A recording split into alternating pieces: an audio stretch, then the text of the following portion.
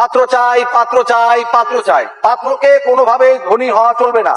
মেয়েটা দেখতে মাশাআল্লাহ, কিন্তু ওর জন্য গরিব পাত্র কেন খুঁজে বেড়াচ্ছে? এমন একটা সুন্দরী মেয়েকে গরিব ছেলের সাথে বিয়ে দিতে চাচ্ছে। এটাই তো বলতেছি মা। ওয়ালাইকুম স্যার, আপনার মেয়েরে বিয়ে করতে চাই। মা, ছেলেটা কিন্তু একটু গুড লুকিং আছে, প্লিজ। এত সুন্দর, আপনাকে তাও গিলে কেন দেখে শুনে একটা গরিব পোলার কাছে বিয়ে দেবার চাইতেছে কোন দেখি? আমার বাবার ইচ্ছে তাই। তোমাকে আমার পছন্দ হয়েছে, কিন্তু আমার কিছু শর্ত আছে। কি শর্ত ম্যাডাম? প্রথমত এই ম্যাডাম আপনি এসব বলা বাদ দিতে হবে। ঠিক আছে, আমার থেকে ডার্লিং তুমি। এই এত দূরে যেতে বলি নাই, আমাকে নাম ধরে রাখবে। ঠিক আছে, তারপরে শর্ত?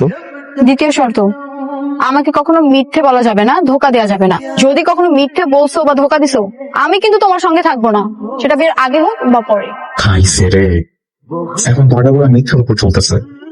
আচ্ছা, পরেরটা পরে দেখা যাবে, বাকিগুলো শুনুন। এই কি ভাবছো? না, আমি তো এই শর্ত রাজি। তারপরে শর্ত? 3 নম্বর শর্ত হচ্ছে, তুমি তো শিক্ষিত একজন মেধাবী ছেলে, আমাকে নিজের টাকা উপার্জন করে সংসার করতে হবে। আমার বাবার কি আছে না আছে সেটা কিন্তু মাথা ঘামানো যাবে না। রাজি, আমি একদম রাজি। আপনার শর্ত আছে? আছে, এটাই সবচেয়ে বড় শর্ত। আমাকে অনেক বেশি ভালোবাসতে হবে, অনেক বেশি মূল্যায়ন করতে হবে, ঠিক যেমন একজন দিনমজুরের ঘরে এক টুকরো হীরার মূল্য অনেক বেশি। আমি রাজি, সবগুলো শর্তে রাজি। ঠিক আছে, তাহলে আমার আর কিচ্ছু চাই না। লিখে আমি বিয়ে লেখা পাস। মোটামুটি আগামীকাল আন্টি কিনা আমাদের বাসায় আসুন, আমিও আমার বাবাকে বলে রাখবো। ঠিক আছে, নিয়ে আসুন। স্যার, কি চা খাইবেন? তুমি এই পোশাক কেন পরেছো? বউ আসেনি আজকে? না, ছুটি দিয়ে দিয়েছি। কেমন লাগছে আমাকে? বুয়ার মতো লাগছে না? এই তো নেক্সট প্ল্যান কি? নেক্সট প্ল্যান এই যে তোমার সামনে, এবার মাকে নিয়ে গিয়ে পরিচয় করাই দিব। এবার তোর মায়ের পালা। যা নিয়ে যাও, মাকে নিয়ে যা। আসেন হলে বসেন বসেন। আরে আরে আরে, সোফায় বসেন। তা আপনি কি যেন করেন? ওইটা কাম। দেখে বুঝতে পারতেছেন অনেক এক্সপার্ট, কিন্তু তো ফোনটা বাজে ভর। না তো, আমার তো ফোন বাজে না বাবা। তাহলে কি আমারটা?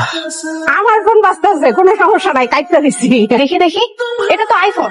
আপনার কাছে এত দামি ফোন কিভাবে আসলো? কাম করি না বাসায়, ওই বাসা থেকে চুরি করছি। এই মা, যে ভাষায় কাজ করে অনেক বড় লোক, বিদেশে থাকে তো, গিফট করছে আর কি। গিফট পাইছি।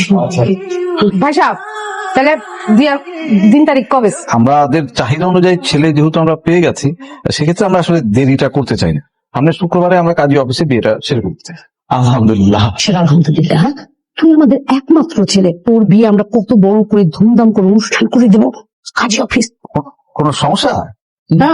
জি না, কোনো সমস্যা না, আমরা রাজি। আমরা রাজি। জি আচ্ছা ঠিক আছে, তাহলে আগামী শুক্রবার মানে হচ্ছে 2 তারিখ। 2 তারিখে তাহলে আমরা কাজী অফিসে বিয়েটা সেরে নেবো, ঠিক আছে? এই ধরো, তুমি যদি হঠাৎ করে শোনো যে আমি অনেক বেশি বড় লোক হয়ে গেছি, তুমি কি আমার ছাইরা চলে যাবা? আমি যদি হুট করে গরিব হয়ে যাই, তখন কি তুমি আমাকে ছেড়ে চলে যাবে? এটা কোনো কথা ছিলা? এমন কিছু কখনো হইব না। আমারও সে একই কথা, প্রশ্নই আসে না। আমি কেন তোমাকে ছেড়ে চলে যাব? তুমি না অনেক ভালো। আমাজান বলেন আলহামদুলিল্লাহ কবুল। আলহামদুলিল্লাহ কবুল। আব্বাজান, আপনি বলেন আলহামদুলিল্লাহ কবুল। কবুল। আলহামদুলিল্লাহ।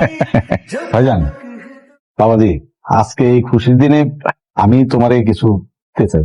দিবেন নাকি ভাইজান? দিয়ে দেন না, তাহলে তাড়াতাড়ি দিয়ে দেন। ধরো বাবাজি, থেকে পুরো বাড়ির তুমি হইতেছো কেয়ারটেকার। ভাইজান, একটা সত্যি কথা বলি। জি বলেন। আমি আসলে এই পুরো বাড়ির মালিক না, আমি এই বাড়ির কেয়ারটেকার। এসব আপনি কি বলতেছেন? আপনি কি সত্যি কেয়ারটেকার? জি। তার মানে এই বাড়ি গাড়ি কিছুই আপনাদের না? জি না। আমি একটু বলি, আমরা দীর্ঘদিন ধরেই এই বাসাতে আছি।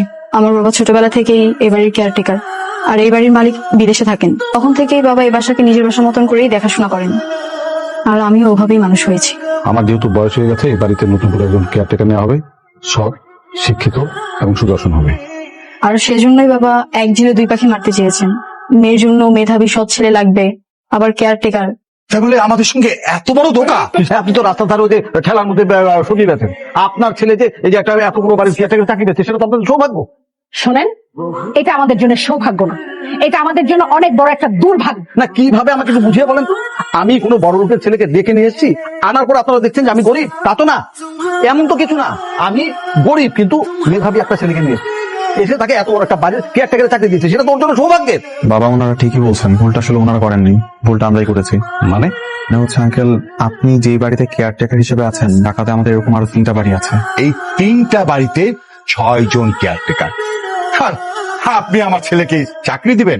How funny! তার মানে এতদিন আপনার গরিব সেজে অভিনয় করেছেন, আমাদেরকে এতবার ধোকা দিতে পারলেন? ধোকা তো তোমরা আমাদেরকে দিয়েছো, তো তফাৎটা ছিল এইটুকুই, আমরা যা কিছু করেছি শুধুমাত্র তোমার জন্য। কারণ আমার মা বাবা খুব ভালো করে জানেন যে আমি তোমাকে ভালোবাসি। তোমাকে পুত্রবধূ করার জন্য ওনারা এত কিছু করলেন। তাহলে তো আর কোনো কাহিনী নাই, বিয়ে যেহেতু পড়ানো হয়ে গেছে, আসেন ছেলে মেয়ের জন্য একটু দোয়া করে দিই। না, দেবী আমি মানি না। আচ্ছা আঙ্কেল, আপনার কাছে কি মনে হয় আপনার মেয়ে যদি আমাদের ঘরে বউ হয়ে আসে, ও কি অনেক বেশি অসুখী থাকবে? কি হবে না সেটা আমি আমার জীবন দিয়ে উপলব্ধি করেছি। আমার বোন খুশি নিজের খুশিতে ঢাকা শহরের সবচেয়ে বড় লোকের ছেলেকে বিয়ে করেছিল। তুই গিয়েছিল বাড়ি থেকে, একটা বছর কাটেনি, আমার সেই বোনের লাশ আমি নিজ হাতে দাফন করেছি। বড়লোক ঘরে গরিব ঘরের মেয়ে কোনোদিন সুখী হয় না। আপনি যা ভাবছেন সম্পূর্ণ ভুল ভাইজান, কারণ সব মানুষ একরকম হয় না। আপনি জানেন আপনার এই মেয়ের জন্য আমরা কি না করেছি। আর রাজপুত্রের মতো ছেলেটাকে আমরা গরিব সাজিয়ে আপনার এখানে পাঠিয়েছি। আমি যে কিনা কখনো একটি ঘর পর্যন্ত ঝাড়ু দিইনি, কাজের বুয়া হয়ে সারাক্ষণ কাজের বুয়ার সমস্ত কাজ করে যাচ্ছি শুধুমাত্র আপনার মেয়ের জন্য। যত যাই হোক, আমাকে ভাবনার জন্য আরো সময় দিতে হবে। দেখলা, অবশেষে তোমার বাবা তোমার জন্য এই বড়লোক জামাই কিন্তু মেনে নিল। সেদিন তাহলে আমার বন্ধুরা ঠিকই বলছিল, ডাল মে কুচ কালা হে। আমিও তো বলেছিলাম এই ডালের কালাটা তোমাদের এই দুলাভাই হবে, তাই তো হলো। আচ্ছা এসব কথা বাদ, একটা সিরিয়াস কথা বলো তো। কি? বাবা যেটা নিয়ে ভয় পাচ্ছিল সেটাই তো সত্যি হলো, আমি যেটা নিয়ে ভয় পাচ্ছি সেটা আবার সত্যি হবে না তো? মানে এই যে কিছুদিন পর তুমি আমাকে আর আগের মতো ভালোবাসবে না, যত্ন করবে না, কি হলো বলো? তুমি বিয়ের আগে আমাকে কি সত্য দিয়েছিলে মনে আছে? তুমি আমাকে বলেছিলে যে একটা দিনমজুর যদি একটা হীরের টুকরো পায়, সেটাকে যেরকম ভাবে যত্নে রাখবে, আগলে রাখবে, মূল্যায়ন করবে, আমি যেন তোমাকে একই রকম ভাবে মূল্যায়ন করি। আমি যতই বড় লোক হই না কেন কিংবা যাই হই না কেন, আমি কিন্তু তোমার কাছে ওই দিনমজুরটা হয়ে থাকবো, ওই হীরের টুকরার মতো তোমাকে আগলে রাখবো।